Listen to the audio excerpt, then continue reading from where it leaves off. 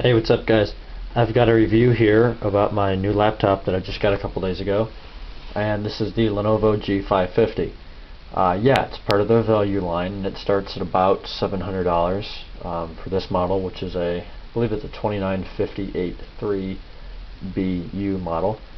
And I priced a couple other machines with the same specs on HP.com and Dell.com, and they were quite a bit less. So this is rather expensive for these specs, but it is, the build quality is, it's a Lenovo, guys. Come on, ThinkPads, best computers in the world. Now this is an old one. I'll have a review up in a couple days. Just got that. It's an X20, and I have a Z61, and then I do have a T42 in my desk drawer there.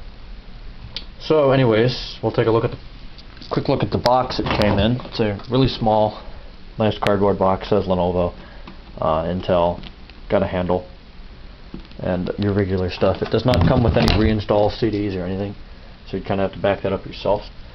One thing I do always like to look at is the power brick in relation size to the computer. That's not real big. That's about the same size as my Pavilion, a little bit bigger than the ThinkPads. Not bad at all. They used a kind of different end here, which works very well. Each of these cords is 6 feet, so you've got exactly 12 feet of cord length, which is nice.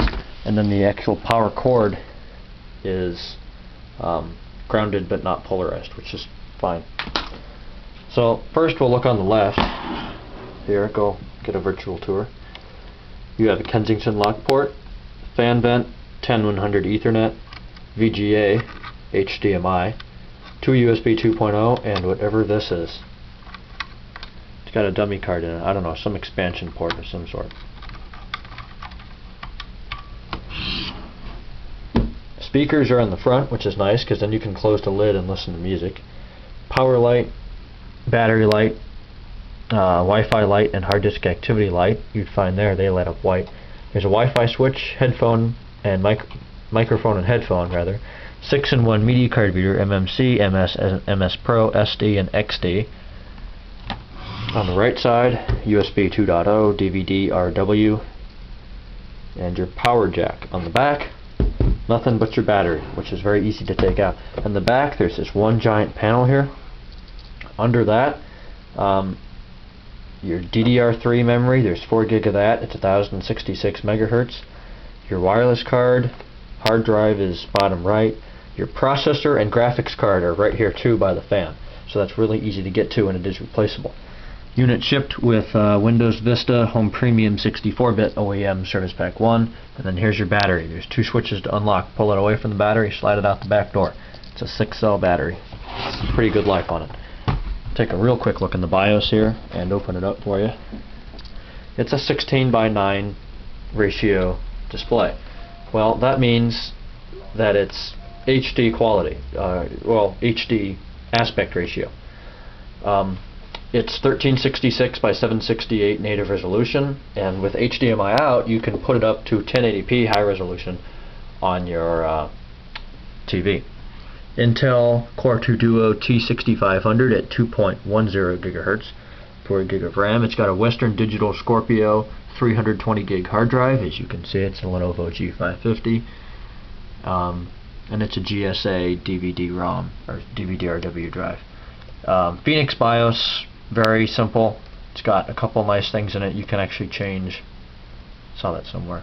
Yeah, you can change the SATA mode selection to AHCI or IDE. Very good Phoenix BIOS. This has the same BIOS. So does this. The T42 does as well. And the my HP Pavilion, which is here. I've got laptops coming out of my ears right now. I've got Windows 7 Ultimate, build 7100, 32-bit on it. I've actually had trouble with 64-bit Windows 7. 64-bit Windows Vista was fine, but with 64-bit 7, I was getting this blue screen that would say, it's like System Service Exception, I believe that's what it was.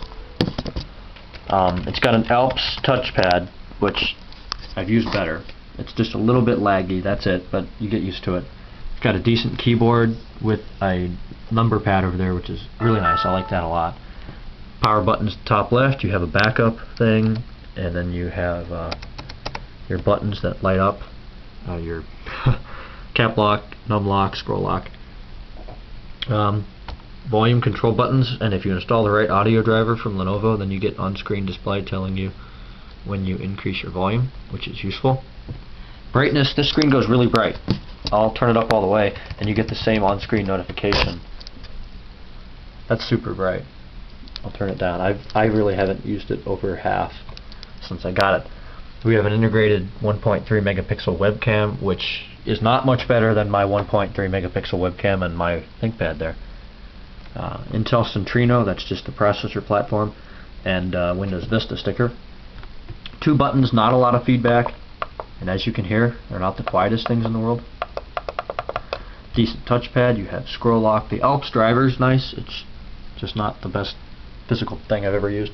It's pretty thin, not real heavy, it's about 5 pounds. The screen only goes back that far, which might be an issue for some of you, but not me. Let's look at some system specs.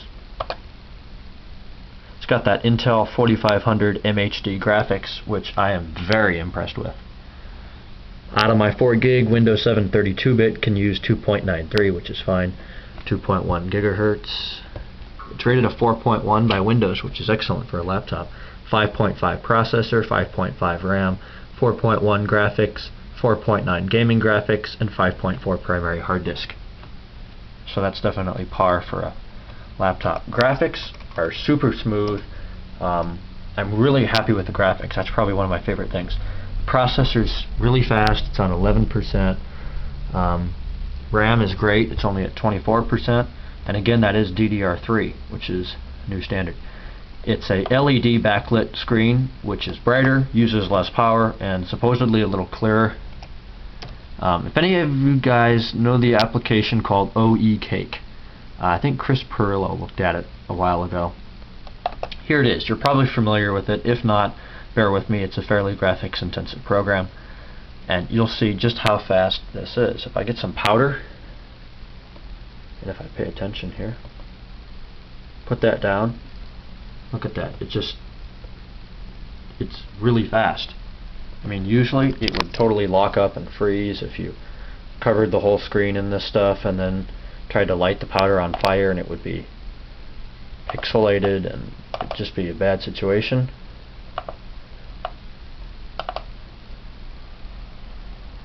It's just flawless, incredibly flawless. And this computer has been on for about 3 hours. I just checked the runtime. Just closed all my apps, just got some work done. So now let's look at Speed Fan. And I want to tell you that I cannot get this Intel Core 2 Duo T6500 over 40 degrees Celsius. I can't do it. It's going to load that up. It's got 4 sensors in it for temperature, hard drive, temp 1, core 0 of the processor, and core 1. Both processor cores are at 32 degrees Celsius, hard drive's at 34, and the graphics card, which is temp 1, is 44 degrees Celsius. It is really, really, really cool, and I mean that in temperature, respect to temperature. Anyways, I really like it. It's really fast, it's light, does what I need it to do, it's got great battery life. Wi-Fi is Intel Wi-Fi Link 5100, BG and N, which is great because I've got an N router. It's got 1 microphone. I'm going to say that's bad placement right above F12 there. It's only 1. That's probably the biggest thing I don't like about it. Anyways, I really like it to this point. I will have a different video showing you how to replace the RAM and the hard drive and all that good stuff. That's probably next. And then I do have the unboxing video, of course. So there you go. The Lenovo G550 is definitely good. I had a Dell Inspiron 1545. I have my Pavilion, so I'm kind of used to these media machines, and definitely I really like this one. This is my favorite. Great processor, great specs. Definitely recommend it. Thanks for watching. This has been a review of the Lenovo G550.